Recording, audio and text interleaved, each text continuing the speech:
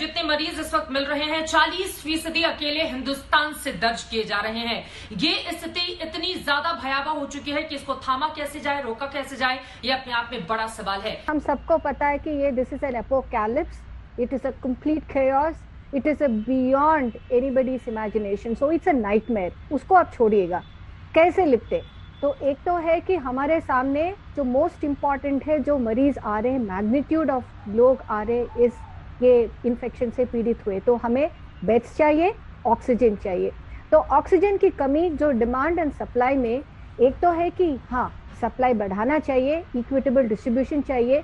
दूसरा जो आपके वेरी कॉन्शियस जर्नलिज्म के द्वारा ये भी सबको ये we should be able to inform people की होर्डिंग ना करे, मिसयूज ना करे। नए साल की शुरुआत में डॉक्टर्स के साथ, तमाम मेडिकल स्टाफ के साथ हम सब ने मिलकर नए साल का जश्न मनाया था, उन तमाम कोरोना वॉरियर्स को सलाम करते हुए, जिसमें मुख्य कर्ता धर्ता आप ही थे।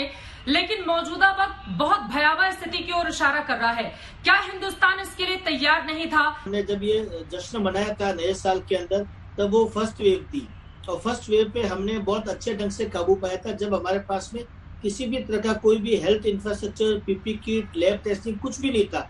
उसके बावजूद भी हिंदुस्तान ने बहुत अच्छे ढंग से उस पर काबू पाया था, उसी वजह से हमने वो जश्न मनाया था। अभी ये सेकंड वेव है, हमेशा एक सिस्टम रहता है, फर्स्ट वेव बहुत तेजी से आती है, सेकंड वेव और तेज आती है, थर्ड वेव भी आती है लेकिन वो स्लो रहती है। ये सेकंड वेव है, ये एक सुनामी की तरह है, और जो स्पीड से सुनामी आती है वापस वही स्पीड से सुनामी चली भी जाती है। लेकिन इसमें यही ध्यान रखना है कि सुनामी के सामने हमको नहीं आना है, हमको साइड में खड़े होना है, हमको सेल्फ लॉकडाउन में रहना है। बाहर आके आएंगे तो उसके चपेटे में आ जाएंगे। सुनामी से बच के रहे, वही एक तरीका है इस कोविड से निपटने का। 1 लाख से 2 लाख पेशेंट होने में 9 दिनों का वक्त लगा, 2 लाख से 3 लाख होने में 6 दिनों का वक्त लगा। ऐसे में कयास ये लगाए जा रहे हैं कि अगर इसी तरह से रफ्तार 3 लाख से 4 लाख होने में कहीं 3 दिन और फिर उसके बाद इसी महीने कहीं ऐसा ना हो कि हम 5 लाख के आंकड़े को भी छू जाएं। परसों वो 274 था और अब 2314 हो गया, और इसी तरह से अगर ये बढ़ता रहा, और मैं कोई इसमें एपिडेमियोलॉजिस्ट नहीं हूं, लेकिन जो बिहेवियर मैं देख रहा हूं उसके हिसाब से मुझे लगता है कि अभी शायद 5 से 7 दिन और लगेंगे, इससे पहले कि जो कर्फ्यू वगैरह लगे हैं इनका बेनिफिशियल इफेक्ट आना शुरू हो। तो अगर उसी रेट से ये सब बढ़ता रहा तो पता नहीं 4 लाख 4.5 लाख किस नंबर पर जाकर हम हिट करेंगे। हाईकोर्ट ने कहा है कि अपराध माना जाएगा अगर ऑक्सीजन की कमी से एक भी व्यक्ति की देश में जान जाती है। लेकिन सवाल यही है कि जवाबदेही, जिम्मेदारी तय होते होते कहीं लेट ना हो जाए। सुप्रीम कोर्ट ने भी कहा है ये नेशनल इमरजेंसी की घड़ी है। ऑक्सीजन की कमी मुझे मालूम पड़ रहा है कि पूरी दुनिया में है। फॉर्चुनेटली जिस हॉस्पिटल में मैं काम कर रहा हूँ मुंबई में और महाराष्ट्र में, मुझे लग रहा है ऑक्सीजन की कमी इतनी नहीं है। गवर्नमेंट बहुत कोशिश कर रही है कि सभी हॉस्पिटल को ऑक्सीजन पहुंचाया जाए। फिलहाल इमीडिएट शॉर्टेज नहीं हो रहा है, लेकिन यदि हालात बढ़ते गए, पेशेंट और बढ़ते गए तो शॉर्टेज होना अनिवार्य है। तो इस वक्त गवर्नमेंट स्टेप्स ले रही है, बट ऑक्सीजन ऐसी चीज है जो हॉस्पिटल की एसेंशियल चीज होती है, जैसे सब्जी किचन में होती है। तो ऑक्सीजन की शॉर्टेज नहीं पड़नी चाहिए कोई भी हालात में। 22 अप्रैल 2020 को मोदी सरकार ने एक नोटिफिकेशन निकाला अंजना जी, जिस पर कल प्रियंका गांधी जी ने सवाल खड़ा किया था कि 9000 मैट्रिक टन से अधिक ऑक्सीजन एक्सपोर्ट कर दिया, जिस पर सरकार कह रही थी कि ये झूठ बोल रहे हैं। ये नोटिफिकेशन की कॉपी अंजना जी, वो ये कह रहा है कि किस तरीके से इस कोविड की क्राइसिस को 1 साल पहले कह रहा है कि इंडस्ट्रियल यूटिलिटी की ऑक्सीजन को मेडिकल ऑक्सीजन में कन्वर्ट करने की आवश्यकता है, उन सिलेंडर्स को मेडिकल सिलेंडर्स में कन्वर्ट करने की आवश्यकता है। प्रधानमंत्री जी कहां हैं आप? चिताओं की चिंगारियों से ऊंची चित्कार उठ रही है। देश को जवाब दीजिए, ऑक्सीजन मैपिंग आपने क्यों नहीं की? अंजना जी देखिए, यहाँ पर कहा गया कि जनवरी के महीने से ही अमेरिका कह रहा था। अमेरिका क्यों कह रहा था? मैं आपको कहूंगा कि आप ये देखिए, चिट्ठी देखिए, 7 जनवरी का ये चिट्ठी है। केंद्र सरकार ने महाराष्ट्र को और केरल को भेजा हुआ है, छत्तीसगढ़ को भेजा हुआ है कि आपकी परिस्थिति आने वाले समय पे बहुत खराब होने वाली है, कृपया करके ऑक्सीजन को रैंप अप करिए, कृपया करके आप आइसोलेशन बेड इत्यादि सब तैयार कर लीजिए। 7 जनवरी की चिट्ठी है। ये जो हाईकोर्ट ने कॉरिडोर बनाने की बात की है, ये 10 दिन पहले आप लोग क्यों नहीं सोच पाए? सरकार क्यों नहीं सोच पाई?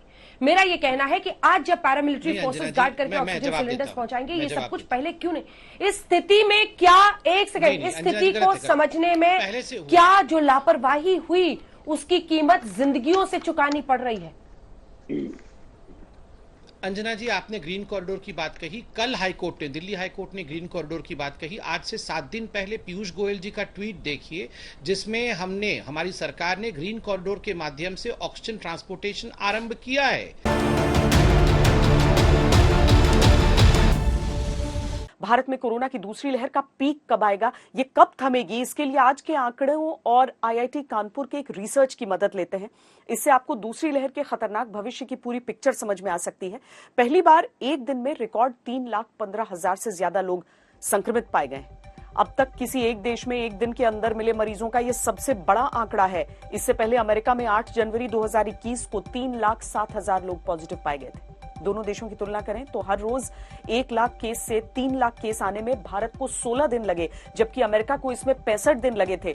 यानी भारत में संक्रमण 4 गुना ज्यादा तेजी से फैला। लेकिन भारत के मुकाबले अमेरिका में करीब दोगुनी मौतें हुई थी। दुनिया में जितने कोरोना संक्रमित मरीज आ रहे हैं उनमें से 35% भारत से हैं, यानी हर 3 कोविड मरीजों में से 1 भारतीय है। 1 अप्रैल को यह आंकड़ा 10% था। इस समय किसी भी देश के मुकाबले भारत में 4 गुना ज्यादा केस रिपोर्ट हो रहे हैं। सवाल यह भी है कि दूसरी लहर का शिखर कब आएगा? अब तक जो डेटा उपलब्ध है उसके आधार पर वैज्ञानिकों का मानना है कि दूसरी लहर का पीक 11 से 15 मई तक आ सकता है और रोजाना संक्रमित होने वाले मरीजों का आंकड़ा 3.5 लाख के पार जाएगा। हालांकि ये इस बात पर भी निर्भर है कि टेस्ट कितनी तेजी से हो रहे हैं। अगर आईआईटी कानपुर के इस मॉडल को सही माना जाए तो मई के बीच में आने वाला कोरोना का ये पीक कोरोना की पहली लहर के मुकाबले 3 गुना ऊंचा होगा। पिछली बार 17 सितंबर को 10 लाख एक्टिव केस थे। इस बार 11 से 15 मई के बीच 33 से 35 लाख एक्टिव संक्रमित मरीज हो सकते हैं। हालांकि यह आंकड़ा इससे ज्यादा भी हो सकता है। 1 अप्रैल को इस मॉडल ने अनुमान लगाया था कि 15 से 20 अप्रैल के बीच पीक आ जाएगा और 10 लाख एक्टिव केस होंगे, लेकिन यह बढ़ता ही रहा। टेस्टिंग पर भी बहुत कुछ निर्भर करता है, इसीलिए एकदम सटीक अंदाजा लगा पाना काफी मुश्किल है।